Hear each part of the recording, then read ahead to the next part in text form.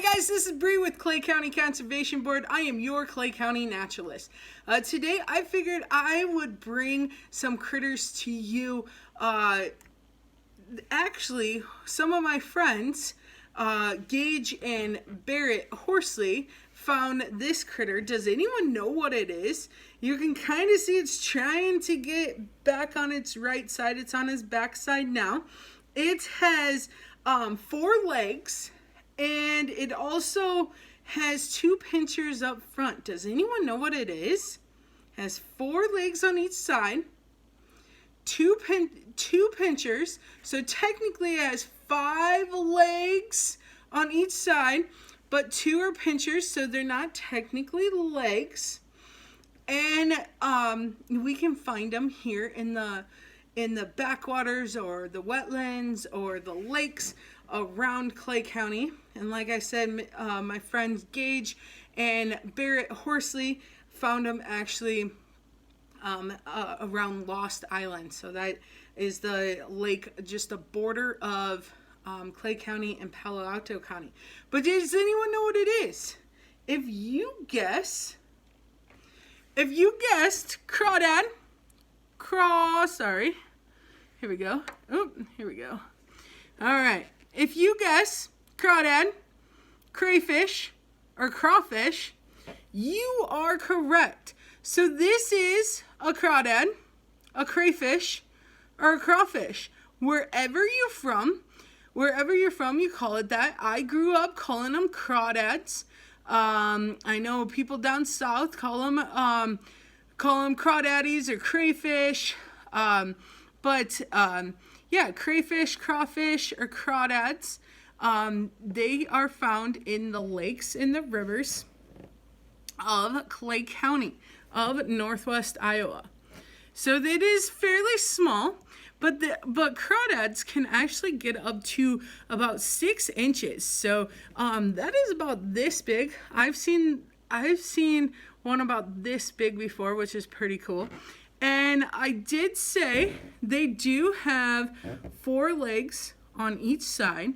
And so technically they have 5 legs, but they have 2 pinchers. And their pinchers are protecting them. So if this was a really big crawfish, their pinchers would really, really hurt. But as it's pinching me, it doesn't hurt as much just because it's fairly small. But you can see that they have, try to get it here. You can see that they have eyes outside of their body, and they are a crustacean. So they have eyes outside of their body, and their bones are basically their shell on the outside of their body. And their tentacles here are feelers. Because when they're in the water, they can't see very well. So these are their feelers. And they're called tentacles. And they're their feelers to be like, hey, where am I going? And they eat crustaceans. They eat insects. They eat worms. They eat plants.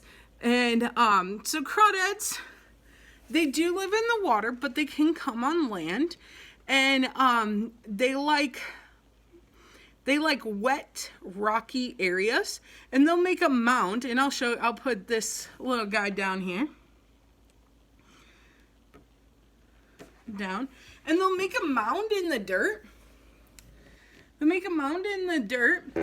that is where they would lay eggs, but also where they hide out if they mostly when they lay eggs. So this is a crawdad house or crawfish habitat shelter.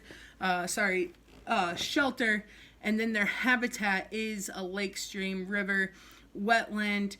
But you can also see. So if you see these in muddy areas, these shelters in muddy areas, you know there's probably crayfish around here somewhere, probably in the water. But I do show you, so they can be fairly big as well. They can be up to 6 to 7 inches. very big. And we have them all over the place. At Oneota Park, you can find them. At Lost Island, you can find them as well. And you can find them at Schmersey's Wildlife Area, Stubb Johnson's Wildlife Area. And I do want to show you, I'll move my camera here. So how they protect themselves is bringing their two pinchers up. So if let's move my camera a little more. So if I am moving forward, do you kind of see their pinchers are coming up? So he's really putting those pinchers up, and he's trying to tuck his tail. So he can't do that necessarily on the table here, but in the water, he would be able to flip his tail up and throw his pinchers, and that's how he is protected. Okay, and so like I said, it is fairly hard right now because it is on a table, and some say, oh, crayfish need to be in water. Well, not necessarily. They do have gills. They are feather-like. They're feather-like they have feather-like gills. So you can see right below, so right there is his gills. So when in the water, they swim with their gills, and on land, they don't use their gills, they use their lungs. So it's okay for them to be out of the water for a little bit. Now, yes, they need to be in water, but for a little bit, they don't. Now, I don't recommend you go and handling the crayfish. I kind of know how to handle the crayfish, but because if there's a really big one, it would have pinchers. What's really cool about crayfish, crayfish are kind of like, they're my 8th favorite animal. And crayfish, they have eggs for their babies. And they don't give live birth, they hatch eggs. And they the female tucks their eggs underneath their tail. So the black dots are the babies, are the eggs. And here's a picture just to kind of show you a little bit about it. And yeah, and this is the crayfish eggs, which is pretty cool. Right? So, for one, I encourage you to walk like a crayfish. Show out your pinchers. Here, we'll move it up a little bit. Show your pinchers off. 2, I would like you to find or to talk with your family. What areas would you be able to find crayfish? That is my challenge for you today. Crayfish, yes, some people can eat them. Down south, like Louisiana and Georgia, their crayfish or crawfish boil is fairly common. Now we have them in Iowa too, of course. I've been to my fair share of crawfish boiled. They were really good. Now these small ones, not so much, but when they are fairly big, they are pretty good. It's just another part of food that we could eat as humans, but now I'm not telling you to go out when you find a crayfish, go eat it, because you do have to cook it.